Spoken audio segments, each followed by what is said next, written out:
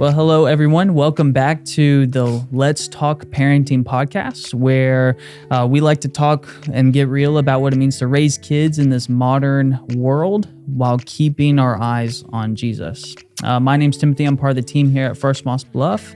And with me are two amazing guests, some people you've probably heard of before. One, probably every Sunday, you've probably seen his face a time or two. But with us today are Brian and Shay Carter.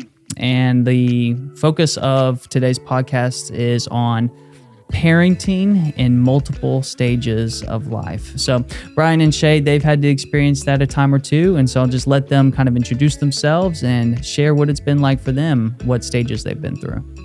Okay. Yeah. So my name's Brian and excited to be here. And I'm Shay.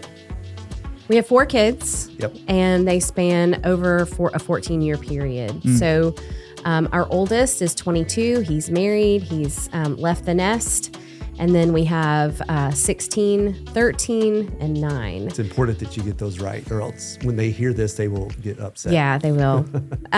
So we do. We have a lot of experience with having a baby and a teenager at the same time, having, an elementary student and a teenager. And we have 2 teenagers now in the home. Well, and now with one moving into a new phase with one out of the home, being his own person, and how we stay in touch with him and it's been challenging. His wife and everything. Yeah. But it's been good. It's been great. All right.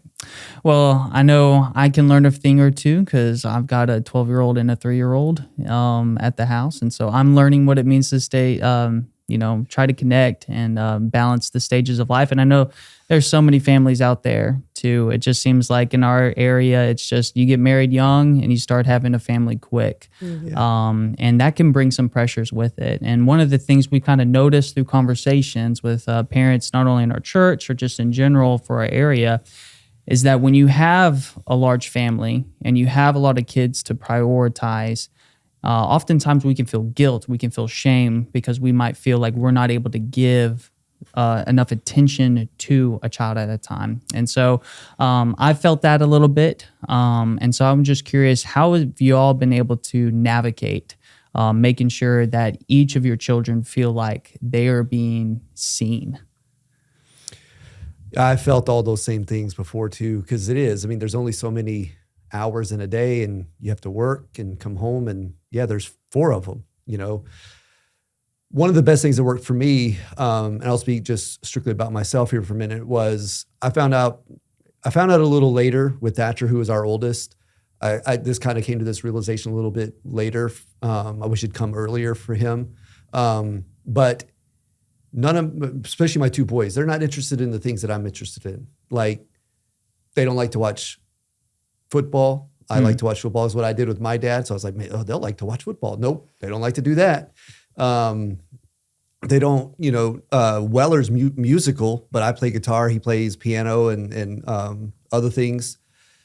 Thatcher, he's he's not into the same type of movies or entertainment. And so I didn't realize this till Thatcher was a teenager, but I had to shift my perspective of trying to get them to do the things that I wanted to do to figuring out, okay, what are they doing? Yeah. And I'm just going to start showing an interest in that. Yeah.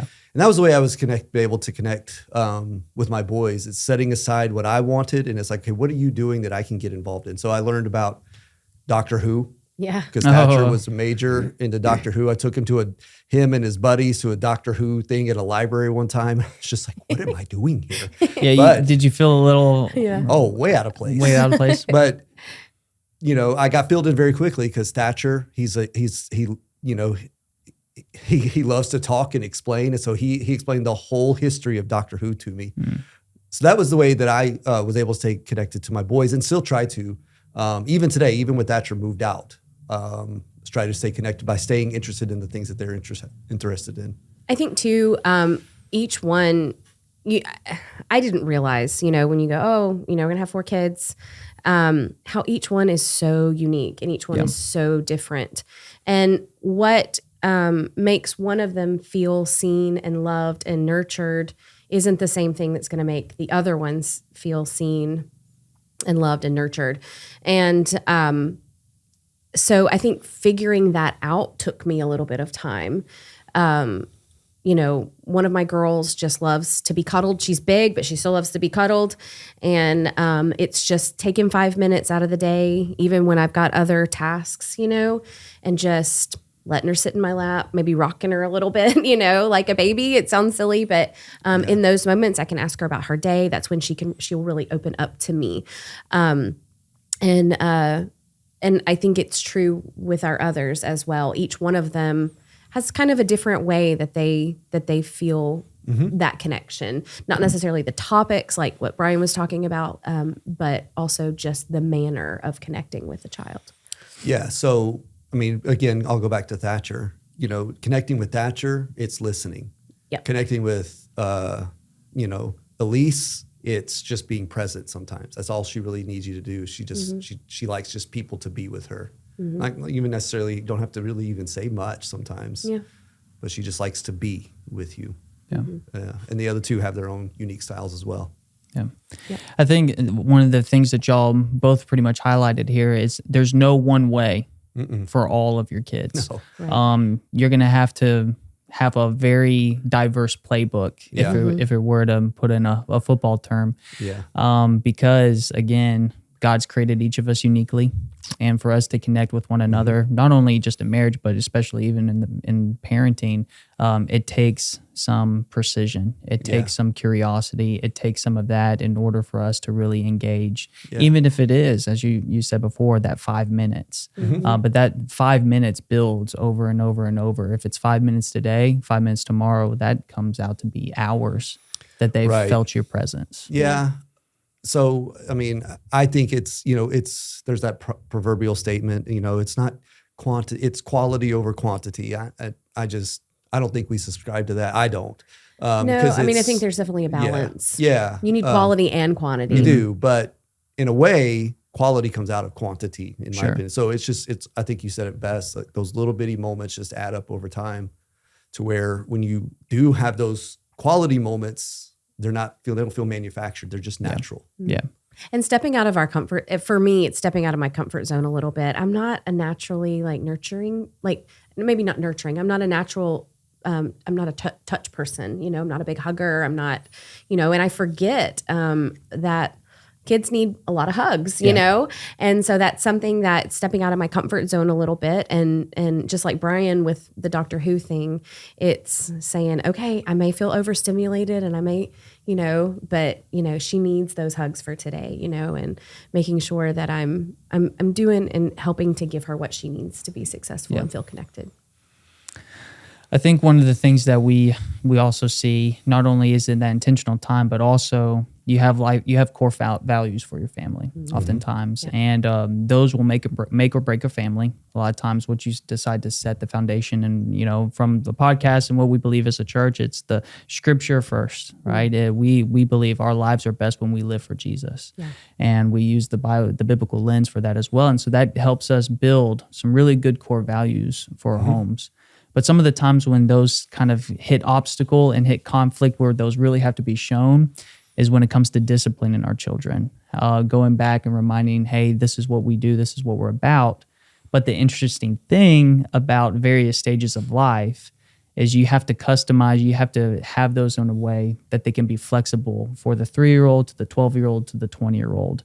And so how have y'all kind of managed that? How do y'all make sure that your home is set up where each is given what they need to be given? So we want to talk about our virtues? Yeah, we can talk about our core, our family virtues, family values. values. A lot of people call them core family values. We tend to call them virtues, and these are ones we established before Thatcher was born, or when Thatcher was very young. It was when we dedicated him. Yeah, but he was young. The question was, what is a win parenting wise? And so we came up with 4 things that if we've reared an adult that has these 4 values, then we can say that we're successful. Yeah. And it was kind of that mindset of we're not going to be there for every decision they're going to make. Even as a kid, we're not going to be there for every decision that we make. And so we can instill these virtues, biblical virtues and principles into them so that hopefully in time they will learn to make the right decision. And so say what they are, please. So be kind, We're kind, be wise, work hard, and love Jesus. Yep. And those are our four family values. You know, and we take the entirety of the scripture, of course, but those are kind of things that we've highlighted that we want to focus in on as our family. It makes a lot of things easier. You know, when it comes time for dating and things like that, you know, all we have to ask, it doesn't matter. Nothing else matters. Do those four values, the person that you're looking at dating, do they have the same values that we have? Those, especially those four. You know, it just makes a lot of things easier because that's who we are, you know? Yeah. And so like when the boys would go to leave, you know, that Weller's still at home, but like even when he goes to leave and when Thatcher did too, I think usually the last thing I would say to him is be wise. Yeah. And they knew it, like I didn't have to elaborate. They knew what that meant. They knew what the expectation was because we had talked about it so much. Mm-hmm. Yeah. So with those family values, those virtues that y'all have instilled, as your children have grown up, obviously, like you just said, Weller, Thatcher, they're able to do things because they're older. How do y'all balance that when the younger kid might want some more freedom, some more opportunity before they're ready for it? Yeah. So the classic example that we struggled with Evangeline was Thatcher and Weller have a phone. I don't have a phone. Yeah. Yeah. And I don't. I think that's every family. Yeah, nowadays. every family. Pretty much. If you got an older Right? sibling and, you know, they've got stuff that you don't have. They do things that you don't do. They say things that, you know, are okay for a 16-year-old boy to say, but when it's coming out of the mouth of a 5-year-old girl, it's not the same, you know? Correct. Right. So you have to continually, I mean, sometimes it's just as simple as he's 16, you're 5. There's a difference. And just communicating that to even the 5-year-old or even recently to the, you know, he's 16, you're 9. It's going to be different. And the decisions that we have to make as adults versus the things that teenagers have to do versus the things that children have to do, being wise at each of those phases in life looks different, right? So my being wise could be handling my finances well, you know, but for Weller, being wise is not texting and driving, or, you know, it looks different at each stage. And so we do use that to kind of as the measurement of, well, being wise is not staying up until 1 a.m. when you're in 4th grade, you know? Yeah. We are going to have a bedtime because it's not wise. You're going to wake up, you're going to be tired tomorrow. Yeah. So, and kindness, you know, kindness for Elise, who is the youngest. What does it look like at home? It looks very different for Weller. Kindness for Weller is, hey, you do things for your sisters because you're more capable than they are. Kindness for Elise looks like not yelling at somebody when they don't do what you want them to do. That's kind of where she is in that phase. So in line with that too, do you feel like in managing expectations for your children, because I had an older sister, she was 5.5 years older than me. I still remember being in kindergarten, getting the A's and the B's, and she was getting straight A's, and like having that desire to be better than her. Like, how do y'all wrestle with that with the different stages as well? That's a great question. I don't know if we don't compare. We don't Okay. compare. We never say, hey, Yeah. well, your brother did it this, you know, your brother did it so well. And we don't do that reverse. Hey, your brother screwed this up. We're not going to let you screw this up. Yeah. Yeah, that's really important. It goes back to the unique giftedness of each of the children. All 4 of our children are very, very different. You know, we have one that has some special needs, and so they're all very different. You know, Weller is musical; he's talented in that area, but we don't try to compare. We try to make sure that each of them, whatever their gifts and talents are, to really, you know, help those to bloom, but not to compare them academically or socially or those kind of things. Yeah.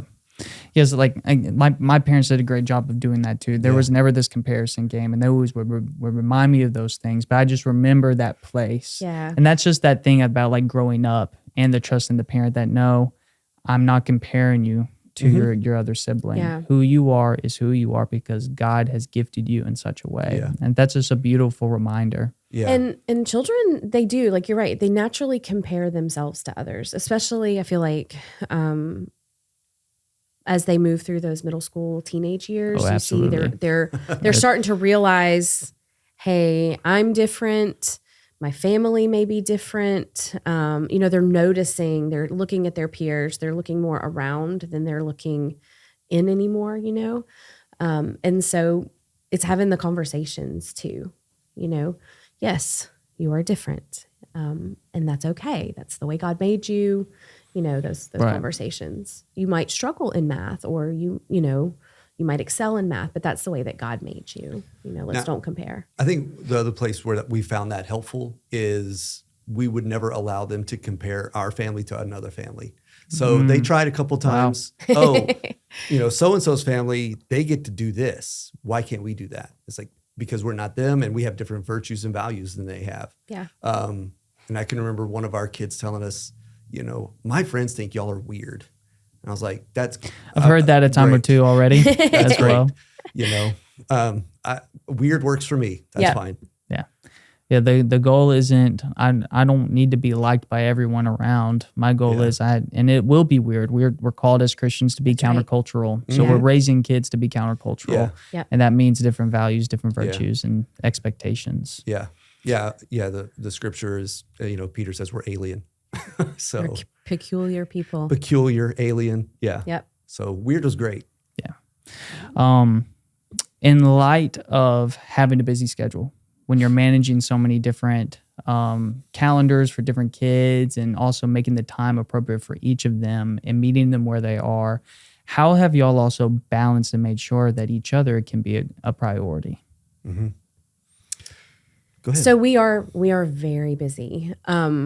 Our calendar looks scary, we have several different calendars and they all kind of look scary. But that's our number one, beside our relationship with the Lord.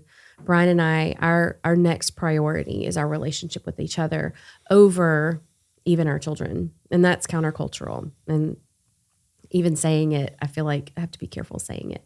But we definitely prioritize time with each other. We go out on date nights pretty much every week. Mm-hmm. We try to check in after work each day. Even when we're tired, being excited to see each other. Yeah. Those kind of things. Yeah, our date nights are so regular that the Elise, the youngest, she's what else? Are we getting pizza? It's date night. Yeah. so we usually order pizza for them, and we get to we go on date night. Or she'll say, "Oh, it's Friday, it's date night." So they kind of know and they understand that. And I think the other thing is being flexible. Okay, the schedule's going to be crazy. There's going to be some weeks where she and I are just not going to connect as much as we want to. And that's okay, as long as there's weeks. Where we can run into problems is when we say, "Oh, we're in a season," and then that season has no end. It's just like, well, when is the season going to end? Well, we're not sure. No, let's put an end date on this season. That's good. So for us, I went to school forever. I crammed a 10-year degree into 25 years. So that was, so we always had to manage that. But we never let it get in the way. Now we're in another season now where Shay is in school doing her PhD work, but we know there's an end date on that, and it's an end date. And even we know that when the semesters end, like there's summer and then there's, the fall break, and we're very intentional about those moments to spend time together. Absolutely. The other thing that we're really intentional about, and this is hard, and this has been a hard line to draw, but we limit our children's activities. Ooh, say that one again. I know. It's hard. It's very countercultural. We limit our children's activities. So, if we don't let them do everything and be everywhere, what God has called Brian and I to, and our relationship with each other supersedes our children's activities. And it's not to their detriment, but we're not going to sacrifice our marriage so that our children can be busy, and that's hard, but it's just drawing some boundaries and saying, okay, I know you want to do dance and jujitsu and this and that and this and piano and you want to sing, you want to do all those things, but you got to choose one. Yeah. You got to choose one. Yep. And that's hard. Okay. It is hard. But it's not gonna cripple them for their life. Yeah. Because if they have that passion, they can come to it later. Yeah. Perhaps. Yeah. Yeah. So, I mean, but again, it's just, and we always make sure that like, we just prioritize the weekends too. Like it's, we'll That's go true. places, we'll have places to go. Sabbath is important. Having that 24-hour period where everything, to the best of our ability, stops, shuts down. And we have very intentional time together and very intentional time with our kids as well. So I like that. That's one of those that like, we're weird, I think, in that regard. Yeah. Now, I will 100% say, our kids, I don't believe feel any deficit because we set that boundary. Sure. It's a hard boundary to set, and I get that, especially if it's been the other way. But the number one thing, this has probably been said on the podcast, but it needs to be said. The number one thing you can give your kids is a great marriage. That's just it. Because that creates stability that they need to be able to thrive and flourish in a home that has stability in it. And that'll take them farther than any amount of travel ball will ever will. Yeah. Yeah. I'm not saying that travel ball is bad. I'm not saying that. There. Yeah. I'm just saying so I maybe don't wanna, not all of everything. Yeah. No, and this is not to make anybody feel shame, guilt. No. 100%. You've got to make sure you make decisions what are best for your family, but this is what's worked best for us. Yeah. Well, thank y'all for being on. Thank you for the insight and for the story that God's given you to be able to speak into the lives of not only those that will eventually watch this podcast, but those that y'all are already doing life with in light of that. And I pray that they are encouraging to you and that you can continue to be encouraging to them. Thank you. And just for those of you that are watching, no parent is perfect. No marriage is perfect. No child will be perfect. And you probably know that one already. But in light of that, we can make sure that we try to have these small intentional moments with our children and that we can be curious about them and we don't try to use the same playbook for each one. And everything needs to be pointed back to some values that you have in your home. Yeah. And one of those important ones you should have, no matter how many stages you're going through, is you need to focus on your spouse. And so we hope that this has been a blessing to you, that you would share it with a friend, subscribe, and we'll see you next time.